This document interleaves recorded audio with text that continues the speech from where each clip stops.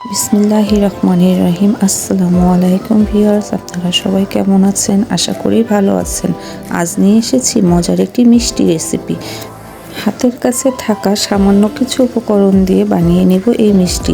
আমাদের লাগছে সুজি 1 কাপ চিনি। আমি সুজি আর চিনিকে ব্লেন্ডার করে নিয়েছি, আপনারাও করে নেবেন, একটু মিহি হয়ে যাবে।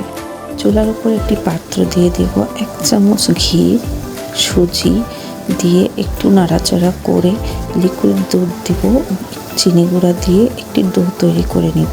ডোটি এরকম হয়ে আসলে আমরা চুলা থেকে নামিয়ে একটি পাত্রে ঢেলে ঠান্ডা করে নেব। ঠান্ডা হয়ে আসলে আমি ফুড কালার দিয়ে একটু মাখিয়ে নিয়েছি। মাখানোর পর আমার কাছে মনে হয়েছে একটু কালারটি কম, আমি আবারও একটু ফুড কালার দিয়ে নিয়ে কালারটি দিয়ে ভালো করে মাখিয়ে নিব।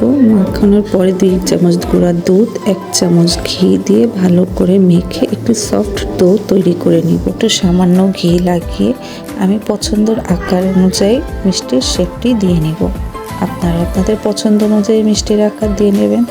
দেখুন কত সুন্দর হয়েছে দেখতে। মিষ্টির বলগুলি তৈরি হয়ে গিয়েছে। 1 চামচ গুঁড়া দুধ, 1 চামচ ঘি দিয়ে ভালো করে মাখিয়ে নেব। মাখিয়ে নেওয়ার পর মিষ্টির ডোগুলো দিয়ে একটু নাড়াচাড়া করে সবগুলো মিষ্টি তুলে নেব। ভিউয়ার্স, তৈরি হয়ে গেল আমাদের মজার মিষ্টি রেসিপি। দেখুন কতটি লোভনীয় হয়েছে, কার কার খেতে ইচ্ছে করছে। আমি আরও একটি কালার যোগ করেছি, গ্রিন কালার। এটিও অনেক সুস্বাদু ও মজা, একবার হলেও ট্রাই করুন।